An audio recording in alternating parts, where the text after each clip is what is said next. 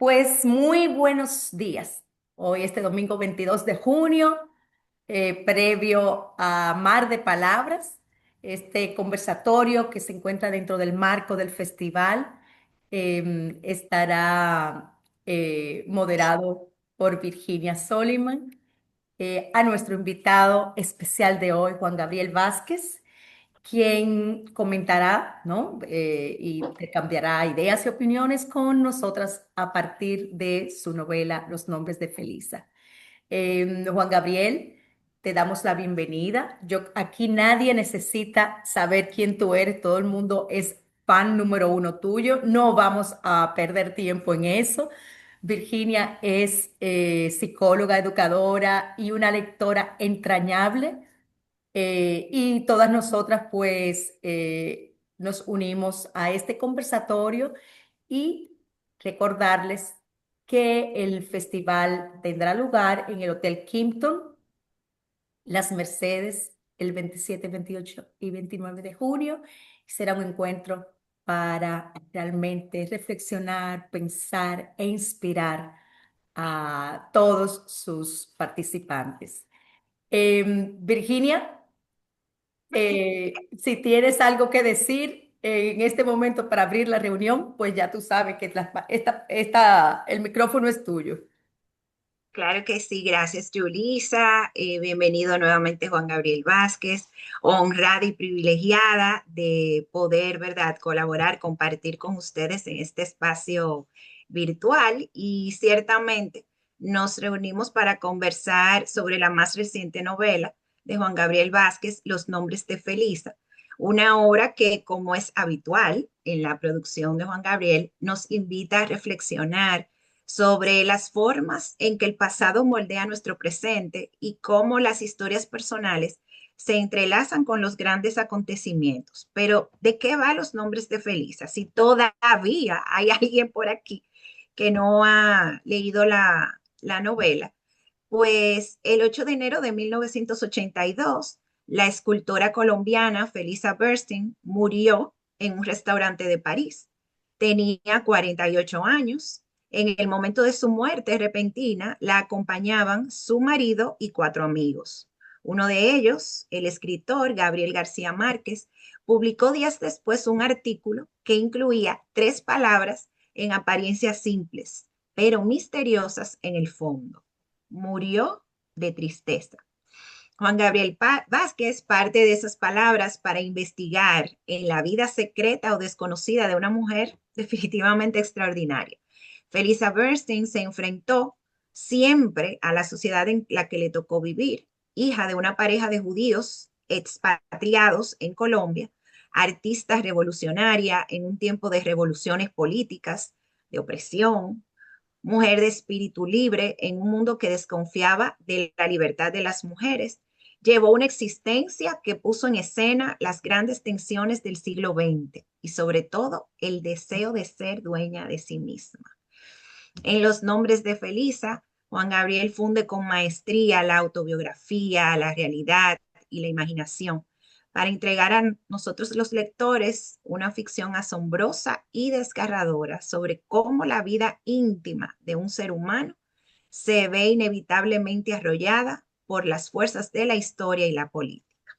Entonces, hay un poquito lo que es la sinopsis de la novela y estoy segura de que en este espacio nos adentraremos aún más a las profundidades de ese universo literario de Juan Gabriel y vamos a desentrañar, ¿por qué no?, alguno que otro secreto de los nombres de Felisa.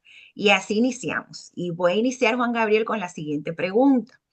Yulis y yo lo comentábamos y ha sido también objeto de comentario en nuestros grupos de lectura lo siguiente: los nombres de Felisa, específicamente el personaje de Felisa, nos deja diferentes. Algunas nos causó incomodidad, ¿por qué no? Otras nos sentimos solidarias hacia lo que fue la vida de Felisa. eh, Tuvimos ahí emociones y por qué no pudieron también haber sido emociones encontradas, pero definitivamente es un personaje que nos deja una historia que nos deja diferentes, porque hasta cierto punto, o por qué no, era desconocida. ¿cómo te deja a ti desde la perspectiva de escritor? ¿Cómo te deja a ti Felisa diferente? Siendo también esta tu última novela, la más reciente. Sí, claro. Pues bueno, muchas gracias, Virginia, y gracias, Yulisa, y gracias a todas por acompañarme, por dejar que yo las acompañe en esta conversación. Para mí es un placer tenerla y va a ser un placer estar con ustedes en Mar de Palabras dentro de unos días. Pues, pues mira, el personaje de Felisa me resultó atractivo, la vida de esta mujer, su temperamento, el descubrimiento de quién era, me resultó atractivo por una característica que nunca desapareció y que sigue estando conmigo, que es la cantidad de vidas distintas, la cantidad de mujeres distintas en cierto sentido que ella fue al mismo tiempo.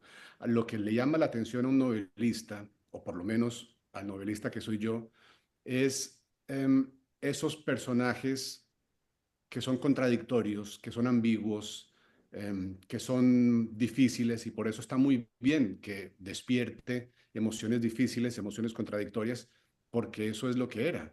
Em, Cuando yo empecé a escribir la novela, como señala ese texto que leíste, las palabras que me movían, las palabras que le servían de motor, digamos, a la curiosidad inicial, que luego se fue convirtiendo en obsesión y que acabó convirtiéndose en la novela, fueron Murió de tristeza, que fue lo que escribió García Márquez sobre ella. Pero tan pronto como yo empecé a investigar sobre Felisa, una de las primeras cosas que descubrí fue que ella era famosa justamente por lo contrario. Ella era famosa por su carcajada, que era exagerada, que llamaba mucho la atención. Era famosa por su temperamento extrovertido, por su alegría, por ser un poco el centro de reunión de las fiestas de los artistas y los intelectuales colombianos en los años 70. De manera que en esa contradicción ya había para mí una demostración clara de que esta mujer era tema de novela, por lo menos tema de una de mis novelas. Em, que una mujer famosa por la carcajada y por la extroversión muera de tristeza, ahí hay algo que yo quiero saber, hay algo que yo quiero investigar, quiero saber cómo ocurre eso. Yo he dicho muchas veces, hablando de esta novela en días recientes o en meses, em, he recordado mucho una página de los diarios de Anton Chekhov, un cuentista ruso que, que tienen que leer si no lo han leído, eh, porque es el fundador de una tradición del cuento que para mí es importantísima. Y Chekhov anotó en sus diarios una idea para un cuento que tuvo. Y la idea decía, un hombre va al casino, lo gana todo, vuelve a su casa y se suicida. Eso es lo que le interesa a un escritor de ficciones, la contradicción. Si el hombre va al casino, lo pierde todo y luego se suicida, ahí no hay novela. No, eso no es evidente, no es interesante. Pero si lo gana todo y se suicida, ahí sí hay novela. Porque hay un lugar oscuro que se nos está escapando, hay una razón misteriosa que no entendemos. Hay contradicciones, hay ambigüedades, hay zonas grises y todo eso es lo que le gusta a la ficción. La ficción está para investigar en esas zonas grises. Entonces, yo empecé la novela y la terminé con la sensación de Felisa Burstyn como un personaje de zonas grises, de ambigüedades, de contradicciones, que era capaz de hacer muchas cosas al mismo tiempo. Algunas de ellas se peleaban entre sí. Y, y todo eso es parte de lo que yo busco también como lector en las novelas que me gustan. Claro. Escuchándote, Juan Gabriel, definitivamente en la novela hay una fluidez entre lo que es memoria, ficción y biografía, pero sobre todo con esta parte de la ficción y al tú tener que ficcionalizar la vida de Felisa, ¿enfrentaste algún reto de tipo ético en cuanto a la vida o el carácter Claro, de la claro, persona de Felisa? claro, eh, fue parte del trabajo día tras día en esta novela, enfrentarme a preguntas éticas como por ejemplo, hasta dónde tiene derecho de ir el novelista, cuánto tiene derecho a, a suponer, a especular, qué daño se le hace a otras personas que no son el protagonista de una novela cuando se cuenta la vida del protagonista de una novela. Todo esto fueron preguntas esenciales. Lo que pasa es que son preguntas que yo llevo haciéndome toda mi vida porque aún cuando mis novelas han sido ficción, por decirlo así, se han basado en historias más o menos reales, de personajes más o menos reales. Yo escribo a partir de mi experiencia, escribo a partir de mis encuentros, de la vida real. La vida real y con frecuencia las vidas reales de los otros son mi material, son mi arcilla. Y uno las transforma a través de la ficción y a veces las transforma de una manera que, eh, que pone a salvo al novelista, ¿no? Como si siempre hubiera ese letrerito del final que dice cualquier parecido con la realidad es mera coincidencia. Y entonces uno se lava las manos porque el mundo entiende cómo funciona la ficción y ya está. Pero cuando das los nombres reales, cuando das las identidades verídicas de una persona que conviertes en personaje de ficción, los temas éticos se transforman por completo, desde luego. Porque la escritura puede hacer daño, porque de hecho la escritura es una cosa muy potente que tiene efectos reales y tangibles en la vida de la gente. Y puede hacer daño a la persona sobre la cual estamos escribiendo y puede hacer daño a las personas que, que aparecen en la novela y puede hacer daño a las personas que sin aparecer tuvieron alguna relación con los personajes. Todo eso hay que tenerlo en cuenta. Y, y mi regla fue casi médica, casi hipocrática. Yo siempre pensé, ante todo, no hagas daño. Es decir, escribir, se puede escribir con veracidad, con honestidad, con franqueza, em, sin causar daño. Y eso fue lo que yo traté todo el tiempo. Ya había tenido un terreno de experimento con esto que fue la novela anterior, Volver la vista atrás, la novela sobre la vida de Sergio Cabrera, contaba cosas que se contaban por primera vez, que eran difíciles para mucha gente em, y que necesitaron también una cierta reflexión eh, acerca de la responsabilidad del contador de historias. Era distinto ese caso, por supuesto, porque Sergio está vivo y cuando un personaje vivo da la autorización para que uno escriba sobre su vida, entonces las reglas cambian, digamos. Y sin embargo, yo les he contado a ustedes muchas veces, lo he contado muchas veces en público, fue una novela muy complicada que le causó a Sergio ansiedad y el día en que se iba a publicar la novela, él me llamó y me dijo, oye, tengo miedo, ¿no? Y, y cuando yo le pregunté, bueno, a ver, tratando de despreocuparlo un poco, dime tres cosas que te den miedo, él me dijo, la reacción de la derecha, la reacción de la izquierda, la reacción de la familia. Wow. Y Wow. todo, todo era una fuente de angustia porque se contaban cosas, em, pues, que podían tener consecuencias en su vida, en la vida de la gente que él quería. Pero es distinto escribir sobre una persona que no está, que no ha pedido, que no me ha pedido como me pidió Sergio, eh, que escribiera sobre ella. Entonces, con Felisa Burstyn las reglas fueron distintas, pero siempre tuve en mente ese equilibrio entre decir toda la verdad posible y no traicionar mi novela, ni mi investigación sobre la vida de una persona, ni traicionar las ambigüedades, los grises de esa persona. Un equilibrio entre eso y la posibilidad de herir o hacer daño, que, que no lo quise hacer nunca. Por eso, entre otras cosas, yo escribí la novela y le di el manuscrito a Pablo Leiva para que lo corrigiera y en cierto sentido para que tuviera el derecho de arrepentirse de haberme contado ciertas cosas, de tener, ¿no? Segundas ideas con respecto a todo lo que me había contado.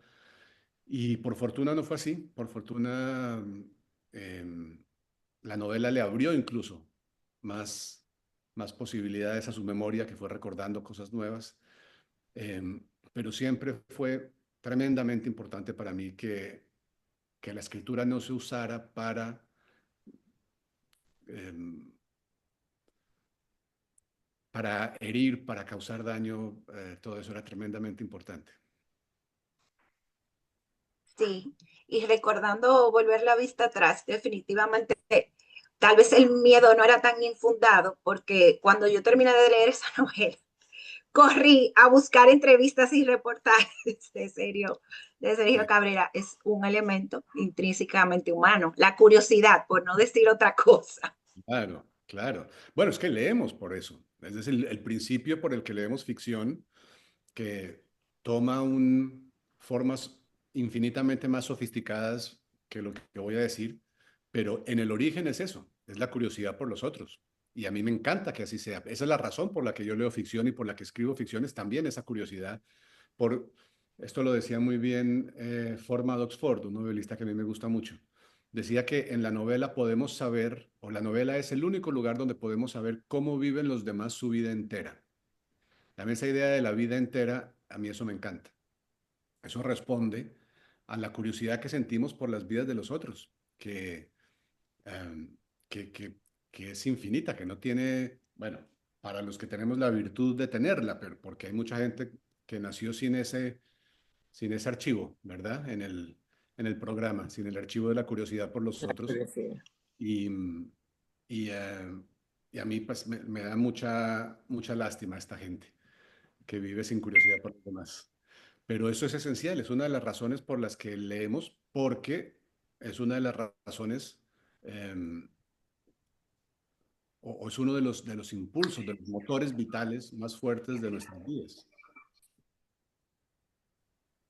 Voy a hacerte una pregunta más en relación a esto antes de dar paso a algunas de las que hemos visto, estamos viendo ahí en el chat.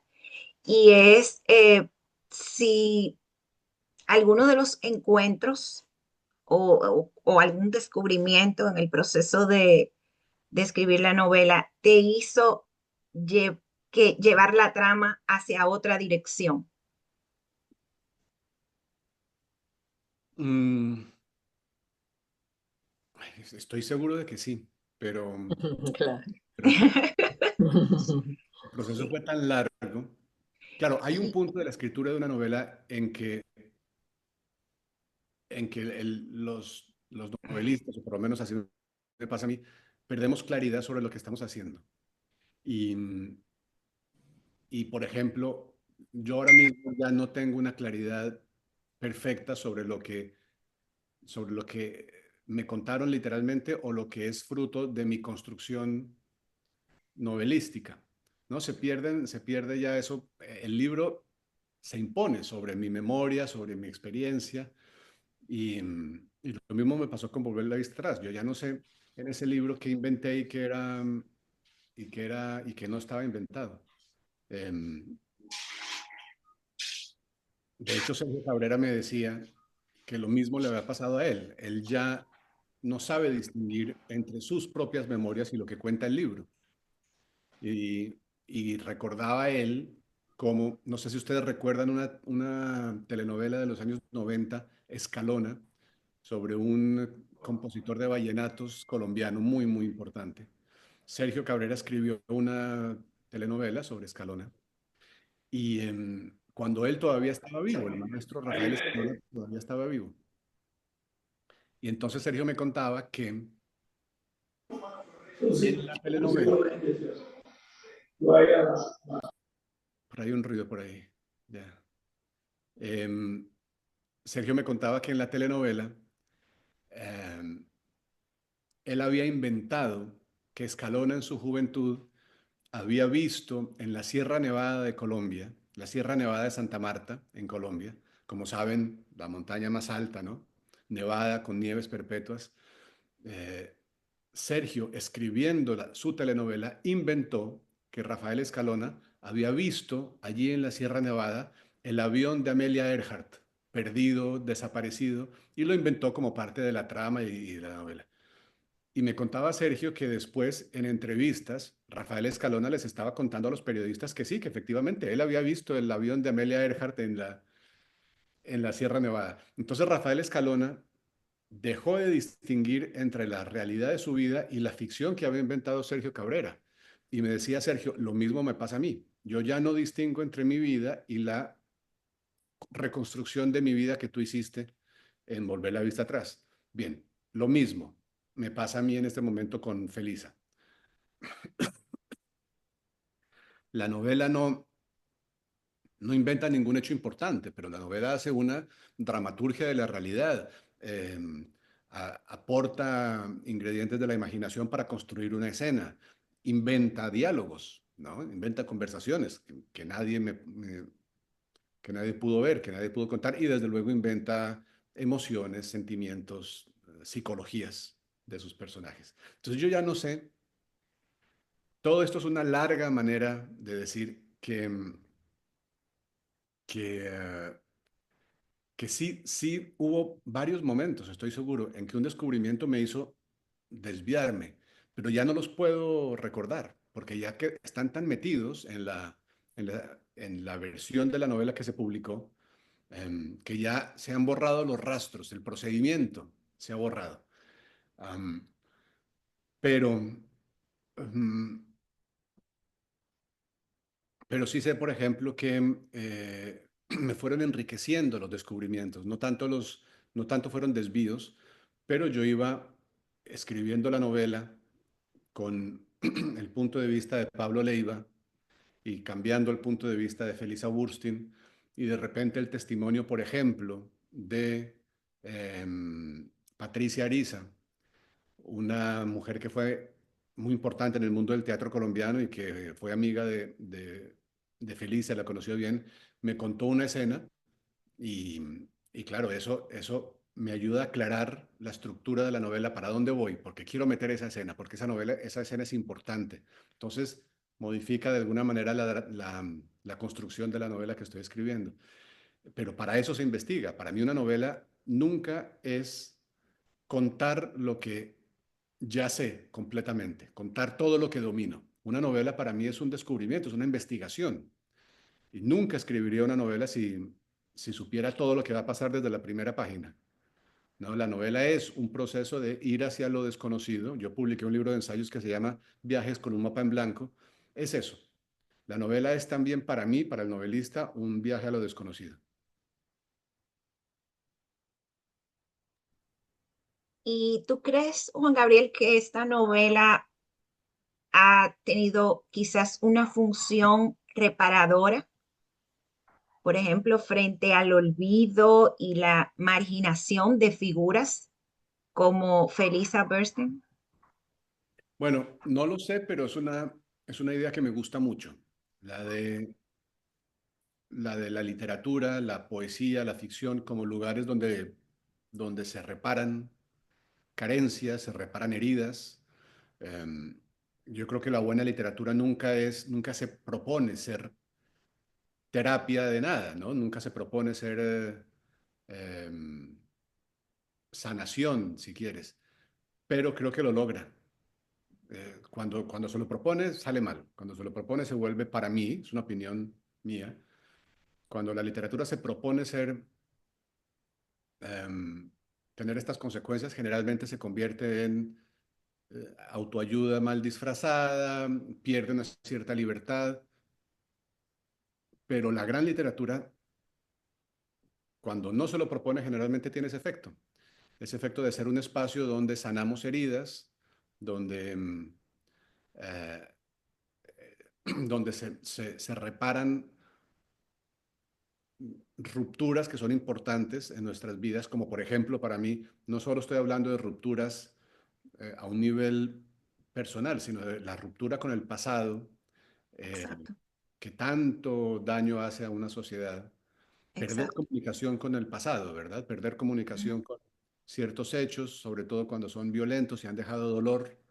es lo peor que le puede pasar a una sociedad. Yo creo que la memoria es importante en ese sentido y la novela en ese sentido es una especie de lugar de memoria también, ¿no? Para evitar que se nos olviden ciertas cosas.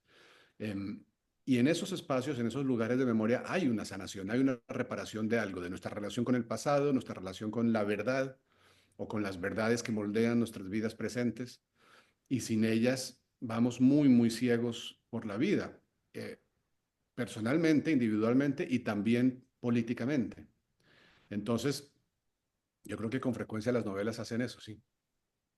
Esta, yo creo que, espero que lo haga. Espero que lo haga sobre Ujú. varios episodios o varias instancias de la vida reciente colombiana. Desde luego, el final de los años 70 y, em, y la situación política del país en el momento en que Felisa fue perseguida y tuvo que exiliarse.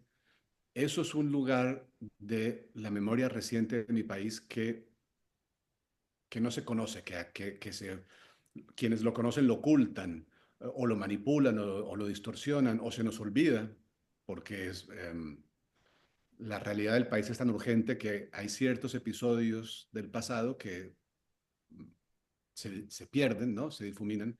Y yo creo que hay vínculos entre nuestro presente y esos episodios que son útiles, que es bueno conocer.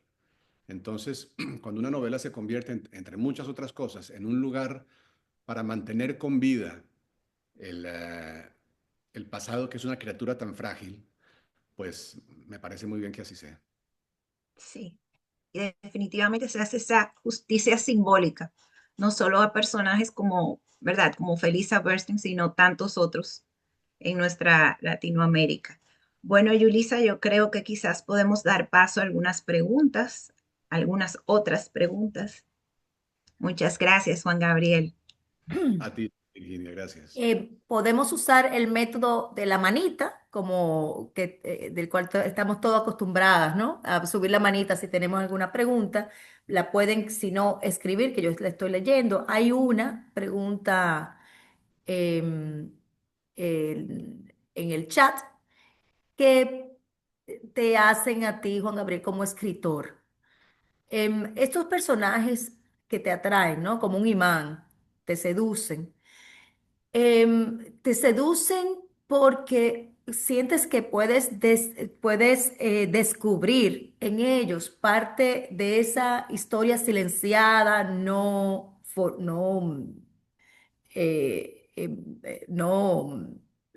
formal, sino esa historia, ¿no? Que está oculta ante el paso del tiempo.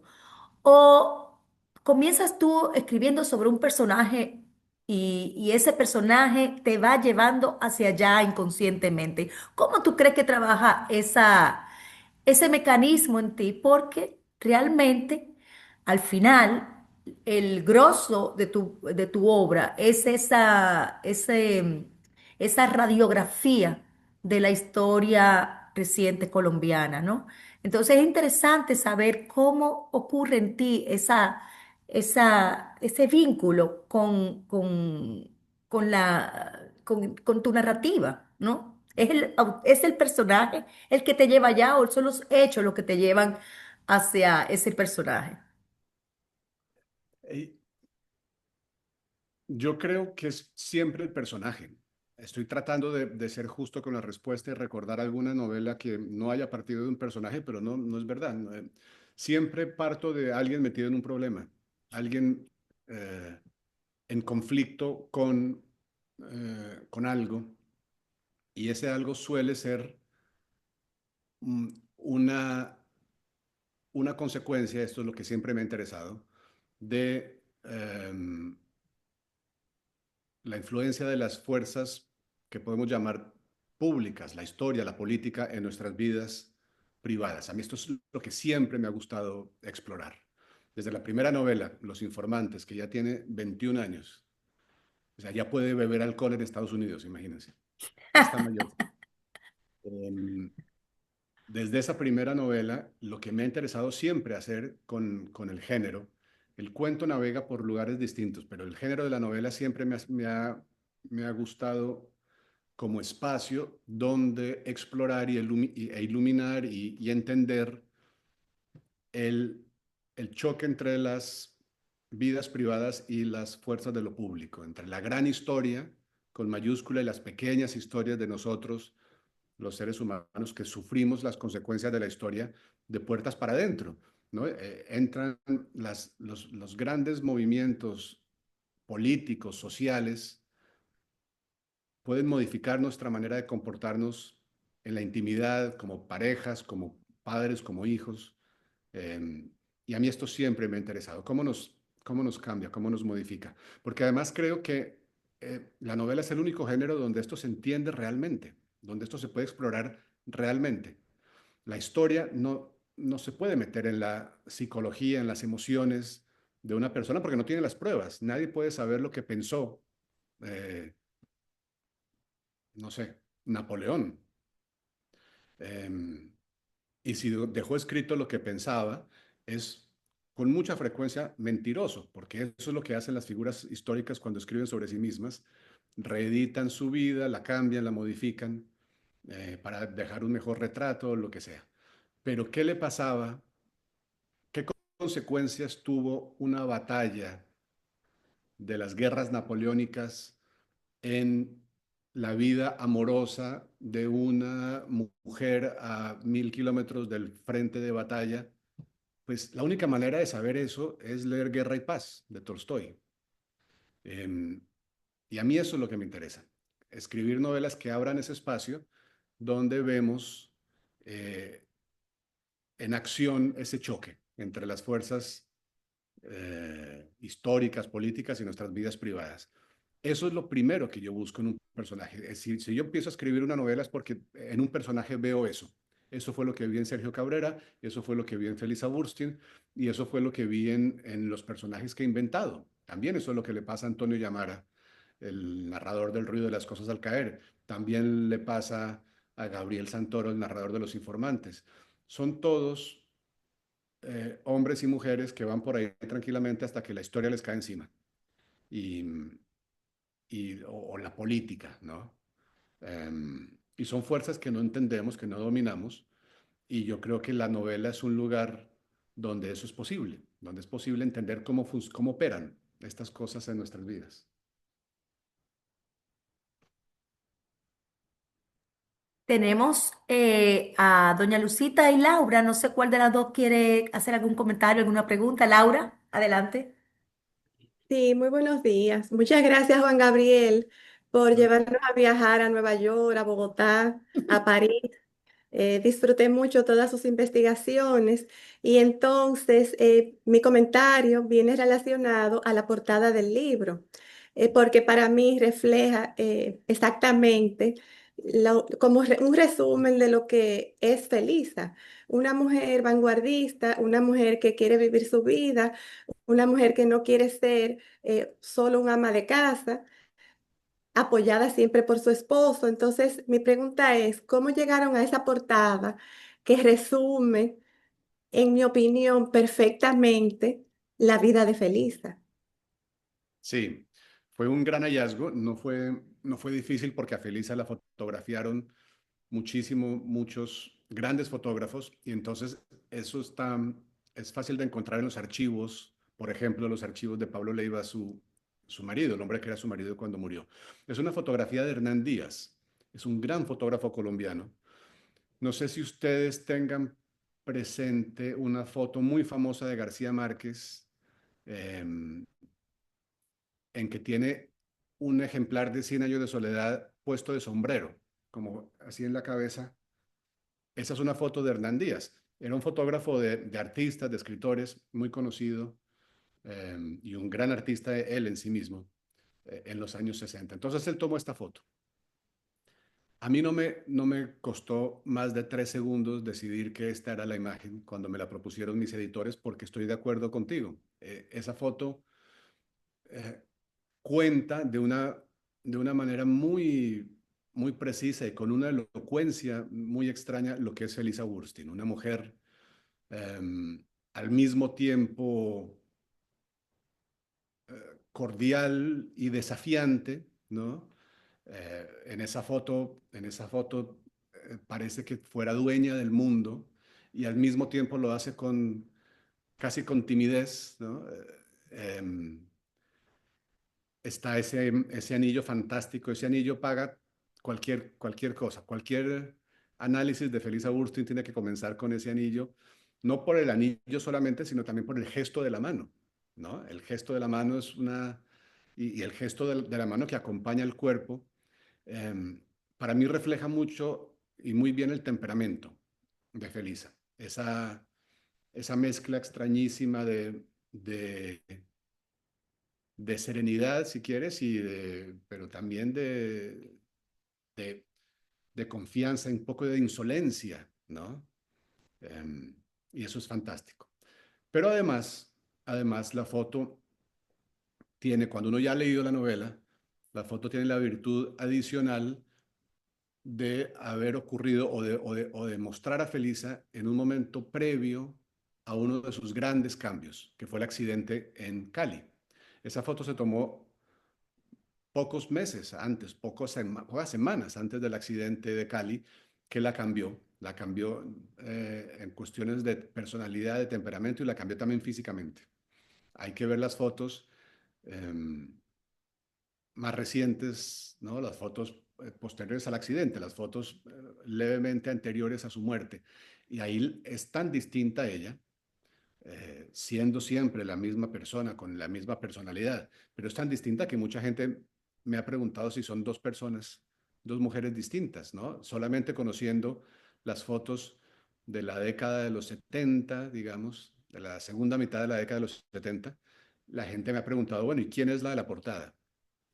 No se dan cuenta de que es la misma mujer, porque claro, el accidente la cambió. Entonces, eso también es elocuente. Por eso también cuando uno termina la novela, para mí el significado de la foto se enriquece un poco, porque nos damos cuenta de esa transformación tan brutal que fue para ella ese momento. Muchas gracias. Gracias a ti. Yasmín, por favor, y se preparan las próximas tertulianas que quieran hacer sus comentarios o preguntas. Hola a todos, hola Juan Gabriel. Yo voy a hacer el mismo comentario y creo que siempre hago con los libros de Juan Gabriel, y es que los lugares son un personaje adicional. Y si estamos en Bogotá, queremos ir a la carrera séptima, a donde estaba todo lo de la forma de las ruinas. Si estamos en París, Sí, perdemos un una tarde. momentico.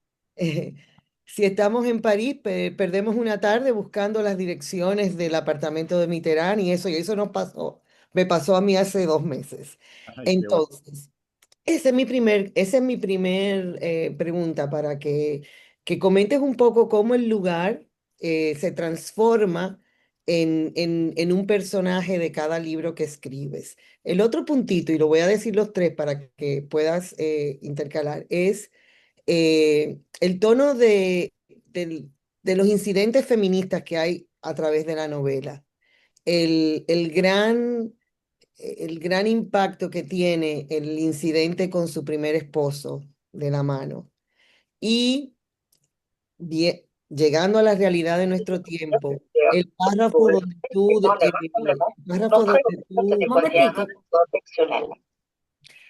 donde tú, Rosa Mariana, es un crucero.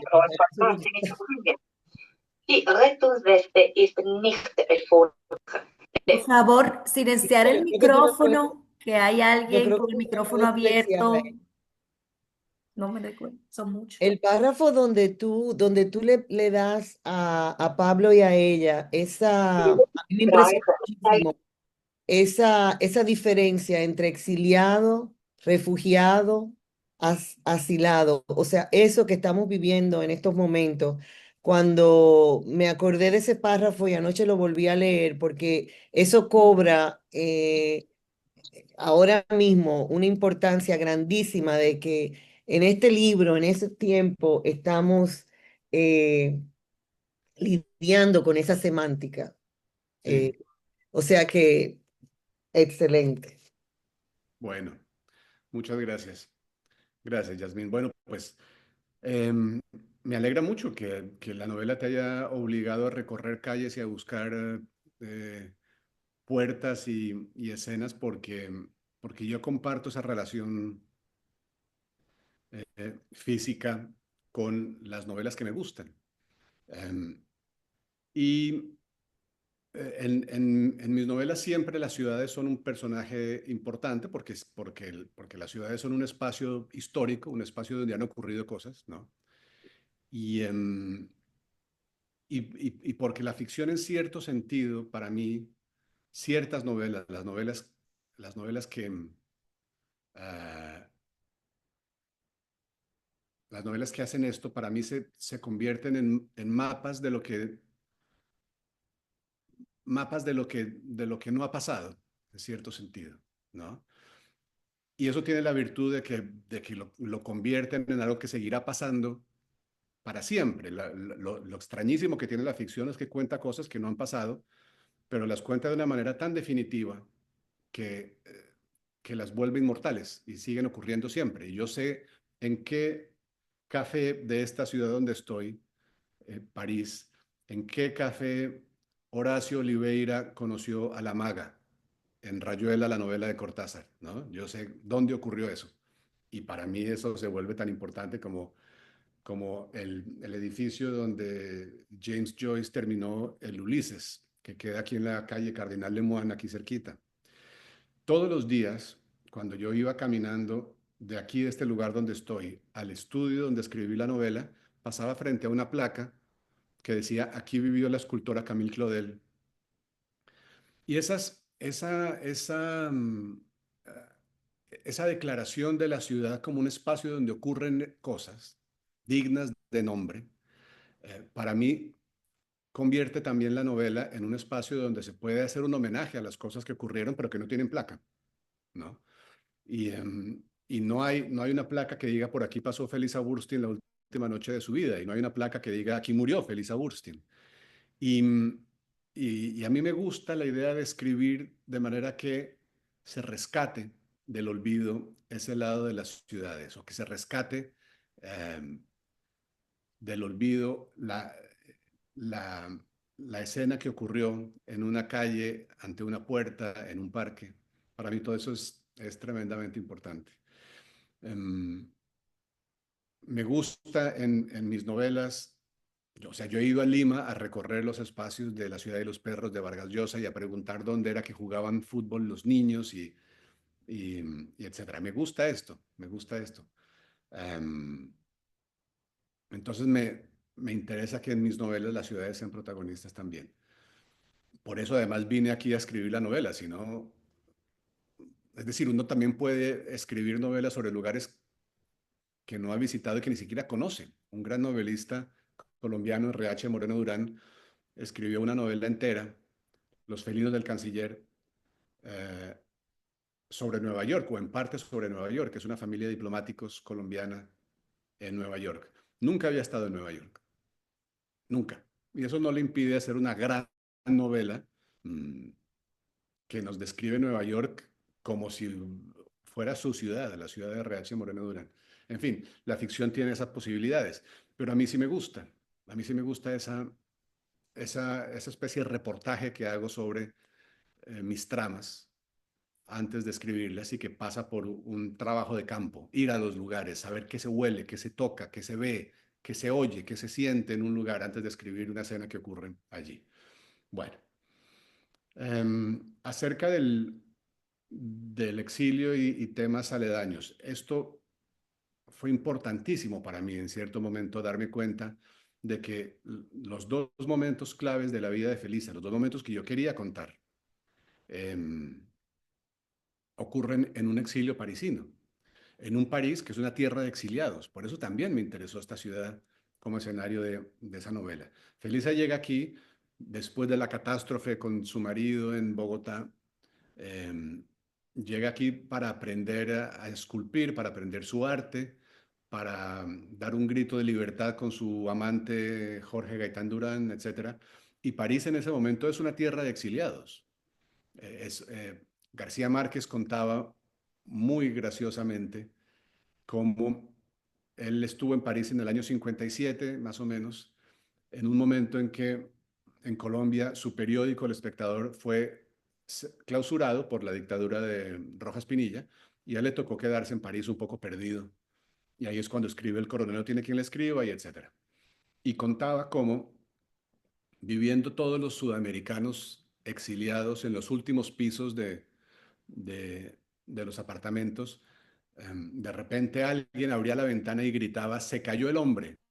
Y todos los latinoamericanos salían a ver si era su hombre el que se había caído, porque toda América Latina era territorio de dictaduras. Eso era los años 50 a los que llegó Felisa. Y en el 81, cuando volvió, perseguida, exiliada, a París, por un lado quien la acogió fue la mujer que era la secretaria y la amante de Salvador Allende, la famosa Payita Contreras. Y París en ese momento era otra vez lugar de refugiados, lugar de exiliados. París era el lugar al que llegaban los escapados de la dictadura de Pinochet, los escapados de la dictadura de Videla, los escapados de la dictadura brasileña, en cierto momento la dictadura uruguaya. Entonces, esa identidad de la ciudad como que acogía a los refugiados, que acogía a los perseguidos, que acogía a los que eran expulsados de sus lugares, mmm, a mí me interesó muchísimo. Y para terminar de rizar el rizo, claro, la vida de Felisa en cierto sentido es producto de un exilio, ¿no? Felisa nace en Colombia porque sus padres judíos están en Colombia cuando Hitler sube al poder y tienen que quedarse, y por eso Felisa es colombiana y por eso lleva la vida que lleva. Entonces, era una figura muy, muy importante, es una figura muy importante en la novela.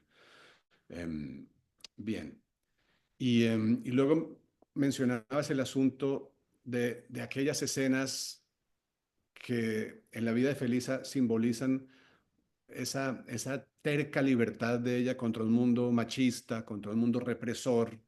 Eso tiene que ver, se manifiesta no solo con su primer marido, que no la, que no tolera sus inclinaciones artísticas, que llega a herirla incluso para que no trabaje en su arte. Mm, Eso es apenas el comienzo, ¿no? De lo que le tocó vivir, que fue un constante enfrentamiento contra estructuras que querían limitarla, limitarla por ser mujer, limitarla por ser de izquierda, limitarla por ser mujer de izquierda, limitarla por ser burguesa, limitarla por ser burguesa de izquierda y además mujer, ¿no? Eh, y todo eso, claro, para mí en cierto sentido la vida de Felisa se puede leer como una sucesión de revoluciones, de pequeñas rebeldías, en las que ella siempre estuvo tratando de romper las camisas de fuerza que le imponía una sociedad por razones de machismo, pero también por razones religiosas, por razones eh, sociales, morales, por razones artísticas, ¿no? Hay esa famosa escena que yo he reconstruido, pero que es verdad, en la que un periodista llega a visitarla y le pregunta si ella está consciente de que la critican porque su arte es poco femenino, que era una crítica que recibió muchísimas veces. Y entonces ella, que está vestida con su uniforme de escultora de hierro, con su máscara, con su delantal de cuero, con su soplete en la mano, ella dice, espera un momento, va a la habitación siguiente y vuelve con un collar de perlas y le dice, así sí estoy más femenina. Entonces, siempre llevó todo esto con sarcasmo, con un afán contestatario muy, muy, muy inteligente, ¿no? Eh, y para mí era importante, claro, trazar ese camino.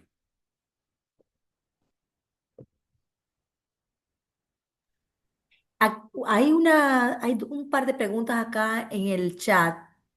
Hay varias que están contestadas ya sobre los lugares. La verdad es que nos intriga a todas ese vínculo del lugar con la historia, como tú lo manejas, Juan Gabriel.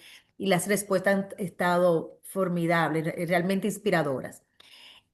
Pregunta otra persona que si tienes algún background, se refiere quizá a algún conocimiento de psicología, pues le das unos matices a tus personajes que son evidentes y que si esos matices son a través de la observación a través de la introspección, cómo construye el personaje psicológico, me imagino que es lo que quiere preguntar. Sí. Bueno, hay varias maneras de contestar a esto. Una es que la novela, tal como yo la entiendo, es un ejercicio de observación de los otros. No sé muy bien qué va primero. No sé muy bien si uno es un curioso sin redención que está mirando a todo el resto del mundo con mucha, mucha atención, y por eso se vuelve novelista, o si somos, tenemos vocación de novelistas primero y por eso después aprendemos a mirar a la gente de una manera distinta, con más intensidad, a mirar más allá de donde solemos detenernos normalmente. Pero esto es inseparable para mí de mi manera de entender el oficio. El origen es lo que decíamos antes, es también una curiosidad muy intensa por las vidas de los otros.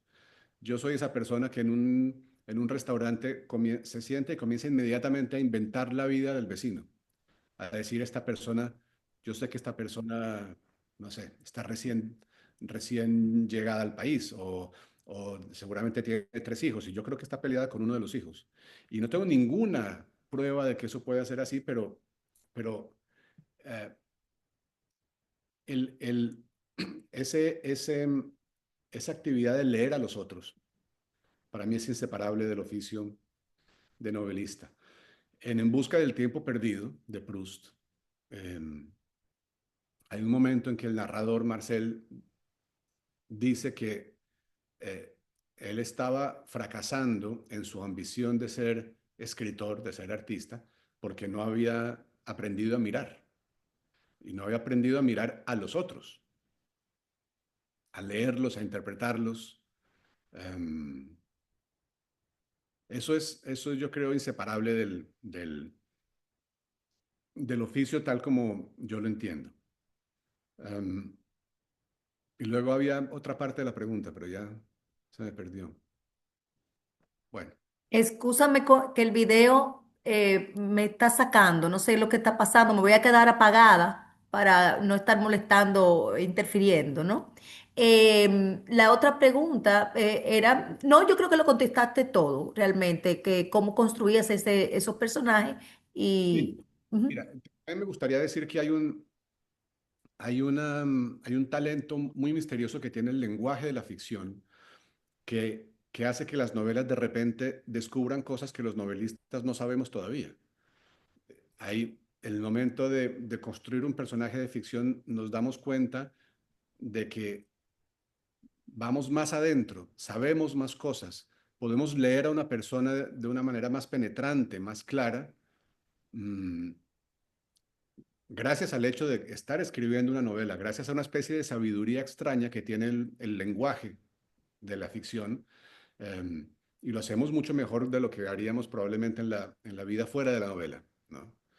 Entonces, las novelas averiguan cosas que nosotros no sabemos sobre los demás, sobre lo que son, sobre las razones por las que hacemos lo que hacemos.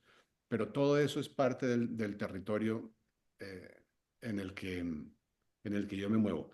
Para volver al comienzo de la pregunta, no tengo ningún entrenamiento formal, ni mucho menos en psicología. Lo que tengo es un interés enorme por el funcionamiento secreto de los hombres y las mujeres del mundo, eh, por, eh, por sus mecanismos, por todo lo que una biografía no podría contar, digamos. Y creo que la novela es el lugar donde esto puede existir.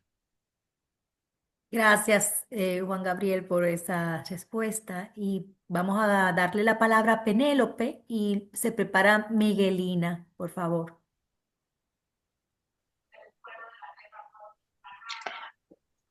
Buenos días a todas. Escúchenme que a veces me salgo del video, pero es que tengo problemas, me está sacando, como dijo Yulisa, y a veces también se me ve el sonido con los audífonos. Mi pregunta va encaminada a lo siguiente, Juan Gabriel.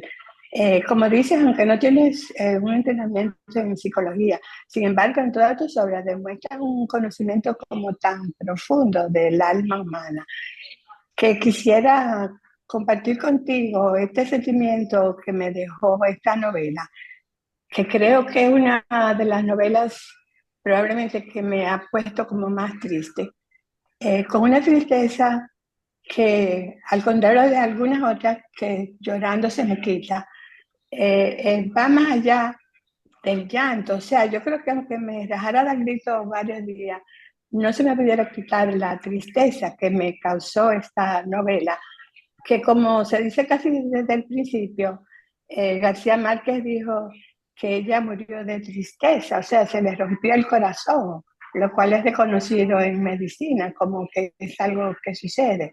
Entonces, lo que me intriga es esa tristeza de Felisa, la de los mil nombres, es atribuible al hecho de que en su país tuvo los rechazos que ella tuvo, porque al mismo tiempo, aunque ella fue una luchadora y tuvo que luchar contra todas, contra ser mujer, contra ser artista, contra el tipo de arte que ella hacía, pero al mismo tiempo ella logró su libertad y tuvo un gran amor que fue Jorge Gaitán, por no decir el mismo Pablo que la acompañó hasta el final. Entonces, como que el mismo Pablo al final de la novela dice como que ya nada importa, no importa, como una gran decepción. Y yo también me quedé con ese mismo sentimiento, no hacia la novela, sino como hacia la vida. ¿Tú podrías darme tu percepción sobre ese tipo de de sentimientos que ocasiona esta novela? Bueno, yo creo que la maravilla de las novelas es que como están hechas de lenguaje, el lenguaje es una especie de recipiente vacío al que volcamos toda nuestra experiencia y por eso no hay lecturas, no hay dos lecturas iguales de una novela. Em, eh, yo creo, no sé si quedó clara esa idea. No hay dos lecturas iguales de una novela porque en las novelas cada uno llena las palabras con su propia experiencia. Yo siempre pongo, seguro que ya me lo han oído ustedes mil veces, pero siempre pongo el ejemplo de Ana Karenina, que comienza diciendo, la primera frase de Ana Karenina es, todas las familias felices se parecen, las infelices lo son cada una a su manera. Y siempre digo, no hay dos personas, por ejemplo, ahora en esta llamada, eh, no hay dos personas que sientan o piensen o recuerden lo mismo cuando leen la palabra familia, o cuando leen la palabra feliz, o cuando leen la palabra infeliz. Con lo cual, no hay dos personas que lean Ana Karenina de la misma forma. Lo mismo pasa con Felisa. Mm, y sin embargo, yo sí creo que la novela hace eh, em, un examen de esas tres palabras de García Márquez que va mucho más allá de esas tres palabras. Es decir, a la pregunta de si es verdad que Felisa murió de tristeza o no, mi única respuesta es la novela misma. A la pregunta de si Felisa murió a consecuencia de esas represiones, de esas luchas que le tocó emprender o de tal o cual incidente en su vida, yo digo, la única respuesta es la novela. Mi novela es la investigación en esa posibilidad. Y la respuesta tiene las 275 páginas del libro. No se puede simplificar. Felisa murió de tristeza como consecuencia de la persecución política a la que fue sometida, sí, pero no solo eso. Felisa murió por, no sé, los daños físicos que causó en ella el accidente que tuvo en Cali, sí, pero no solo por eso. El diagnóstico de ella, el diagnóstico más claro estaba ligado a su trabajo, a los vapores que respiraba por la soldadura, en una época en la que no se sabía que eso era tan venenoso como se supo después y ella empezó a trabajar muy joven, con lo cual sus pulmones sufrieron mucho por eso. Um, el infarto que la mató con toda probabilidad fue en gran parte debido a eso. Pero ¿es eso lo único? No, no es lo único. Entonces, lo que ocurre con una situación como esta es que hay una respuesta que la medicina puede dar, el médico puede dar una respuesta, una autopsia puede dar una respuesta. Luego entonces una biografía puede dar una respuesta, un documento sociológico puede dar una respuesta, pero ninguna de esas respuestas es completa, porque hay muchas cosas que se le escapan a los hechos, a los datos, a, a todo lo que se puede medir, a la ciencia, y de todo eso se ocupa la novela. La novela es ese lugar donde podemos ir a trascender la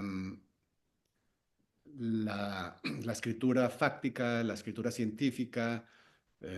Es el lugar a donde podemos decir, Felisa murió de un infarto, pero no solo de eso. También murió de corazón roto, también murió de tristeza emocional, también murió por una acumulación de lo que es una vida, de lo que es una vida como la de ella. Entonces, a mí me encanta la idea de la novela, de mi novela, como ese espacio donde se puede decir algo que no se puede decir de otra forma. Y sí, es algo muy triste. Esa respuesta que da la novela es una respuesta triste. Um, pero yo creo que eso tiene también la literatura, que nos ayuda. Esto lo decía maravillosamente un escritor de Nueva York, L. Doctorow, que les recomiendo. Decía, en la literatura se distribuye la tristeza. En la literatura sentimos que nuestra tristeza es compartida por otros y por eso resulta más fácil de llevar o más llevadero, más ligera, ¿no? Um, eso es lo que puedo responder. Gracias, Juan Gabriel. Miguelina, tienes el privilegio de la última pregunta. Ya estamos sobre la hora, o sea que adelante, por favor. Buenos días y felicidades y muchas gracias por el live. Espero que cuando vengas a nuestro país, pues puedas disfrutarlo aparte de la tertulia. Me gustó mucho tu libro también, El ruido de las cosas al caer, fabuloso. Y en este yo, a mi humilde opinión, yo pienso que ella también murió de impotencia. Y qué bueno que no solamente yo quiero vivir la vida de los otros. Yo voy por las casitas y digo, en esa casa, ¿cómo vivirá la gente? ¿Cómo será? ¿Qué harán? Porque también me gusta escribir. Y en torno a eso quisiera preguntarte si dentro de tus libros, cuando escribes, has sacado o de la lectura de otros, has sacado algún personaje como masa madre. Para otros tipos de escritura, o sea, escribir sobre otro personaje de lo que has encontrado en tus investigaciones o en lo que escribes. Gracias. Bueno, en realidad los personajes se dividen en dos en experiencia, los personajes de mis novelas, o en tres, vamos a decir. Están Felisa Burstyn y Sergio Cabrera, que son personas reales eh, que yo tengo que reinterpretar y recrear a través del lenguaje de la ficción. Luego están los personajes que disfrazo, pero que aparecen en mis novelas esencialmente con una anécdota de sus vidas que se cuenta tal cual o que, o que yo quiero mantener tal como ocurrió, pero les doy una identidad de ficción para poder hacer con ellos otras cosas. Eso ocurre con Sarah Guterman, un personaje de Los Informantes, que es una mujer alemana, judía, que llegó a Colombia en el 38 y me contó una historia muy interesante. Y eso ocurre también con el personaje de La Forma de las Ruinas, que es un médico eh, que un día me invita a su casa y me muestra una vértebra de Jorge Eliezer Gaitán, un político colombiano asesinado en el 48, y una parte del cráneo de Rafael Uribe Uribe, un político asesinado en 1914. Este médico que yo conozco me mostró estas cosas y esa es la anécdota que da origen a la novela, a La Forma de las Ruinas. Yo a él lo utilicé, le cambié el nombre, pero lo utilicé tal cual en la novela. Eso es otro tipo de personaje. Y el tercero son los que son sobre todo ficción.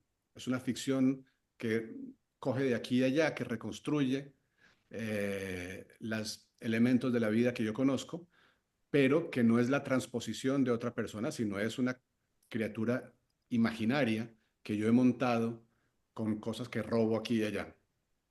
Eso es Javier Mayarino, por ejemplo, en Las Reputaciones, que es un caricaturista político que yo he inventado, y para inventarlo me serví de lo que me contaron 5 caricaturistas políticos, de la manera de vestir que tenía una persona que conozco, de la manera de hablar que tenía otra persona que conozco, y así un novelista va construyendo un personaje. Antonio Llamara, el narrador del ruido de las cosas al caer, es un hombre de mi generación, es un poco mayor que yo, 3 años mayor que yo, pero fuimos a la misma universidad, estudiamos derecho en la misma universidad, y sobre todo vivimos la misma época de violencia terrorista en Colombia que nos marcó a todos.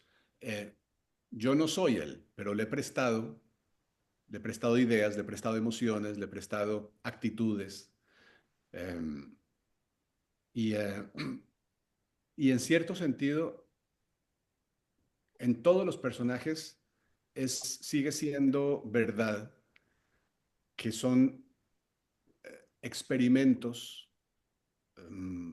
que me sirven a mí para mirar el mundo desde distintos lugares.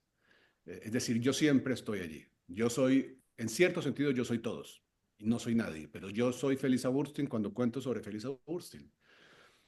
Porque tengo que interpretar y leer su temperamento y su psicología y meterme en sus emociones y tratar de contarlas de una manera certera, con algo que se llama verdad, pero que no es la verdad de los hechos, sino es la verdad de la literatura, que consiste en interpretar a los otros de una manera justa.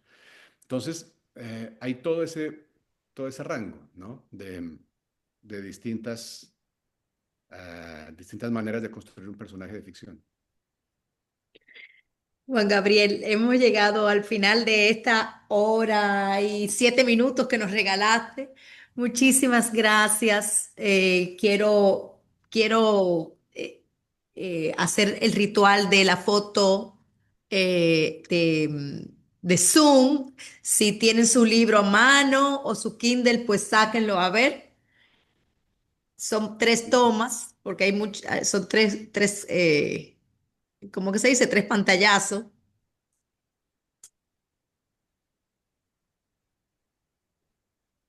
Pues muchísimas gracias. La verdad es que esta novela no, como dijo Virginia en un principio, no deja a nadie indiferente. Nosotros como dominicanos, como mujeres dominicanas, la gran mayoría de esta audiencia, pues sentimos una enorme empatía por Felisa y su vida, sus luchas, sus sueños, sus fracasos, sus momentos de impotencia, pero realmente es una novela que trae a colación, trae a la superficie eh, esas, eh, esas, esa fuerza, ¿no? Que se puede esconder en el alma humana para salir adelante. Le quiero volver a invitar el 27, 28 y 29 a Mar de Palabras, quien aquí van a ver a Juan Gabriel en carne y hueso. Y esperamos pues poder estrecharle su mano y que nos firmen los libros. Juan Gabriel. Muchas gracias por la conversación y por la compañía. Yo la he disfrutado muchísimo y me encantará verlas en Mar de Palabras y en Cartagena. Veo tantas caras que he visto en Cartagena con tanta frecuencia. Eh, Así que les mando un abrazo a todas. Muchas gracias por la conversación y hasta la próxima. Chao. Gracias, Gracias. gracias, Mil. Muchas gracias y buen viaje. Gracias. Gracias. Gracias. Gracias. Gracias. Bye.